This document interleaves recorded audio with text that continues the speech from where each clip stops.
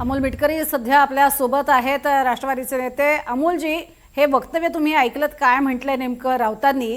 प्रचंड नाराजी त्यांची आहे या भेटीवरनं, तुमची पहिली प्रतिक्रिया?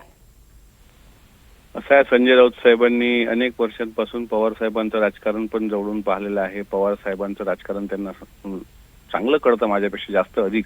साहेबांच्या राजकारणातलं एक सूत्र आहे की राजकारणामध्ये कधीच कोणी कुणाचा कायमचा शत्रू नसतो। आता शिंदे साहेबांचं आणि उद्धव साहेबांचं हे वैयक्तिक त्यांचे वाद असतील, तर पवार साहेब त्याच्यामध्ये स्वतःचे संबंध का खराब करून घेतील? काल मुळामध्ये राऊत साहेबांनी एक गोष्ट लक्षात घेतली पाहिजे की काल पवार साहेब सीमावादाच्या प्रश्नावर महत्वाची मीटिंग त्यांनी बोलावली होती। मुख्यमंत्र्यांना त्यांनी पत्र वगैरे दिलं असेल, त्यामुळे ती बैठक झाली।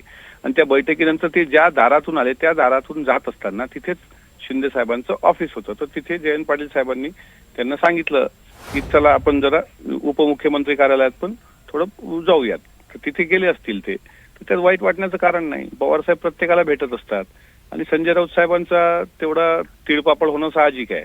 त्याच्यामुळं राजकारणात कोणी कुणाचा कायम शत्रू नसतो, हे जे पवार साहेबांच्या जीवनाचं धोरण आहे ते त्यांनी अंगीकारावं आणि त्यातून समज घ्यावी, एवढंच आमचं त्यांना सल्ला राहील। पण राऊतांना असंही वाटू शकतं की ही शरद पवारांची काही नवीन खेळी आहे का? आता ते तो त्यांच्या मनाचा प्रश्न आहे, ते त्यांना काय वाटतं ते।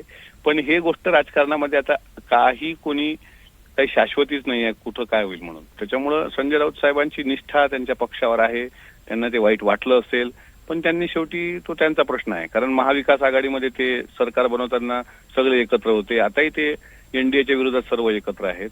अशा वेळेस आता साहेब तिथे गेले असतील किंवा शिंदे साहेबांनी विनंती केली असेल, काय झालं ते मला माहित नाही। पण साहेब कुठेही बोलावलं जातात, त्यात काही वेगळं वाटण्याची आवश्यकता आहे असं मला वाटत नाही।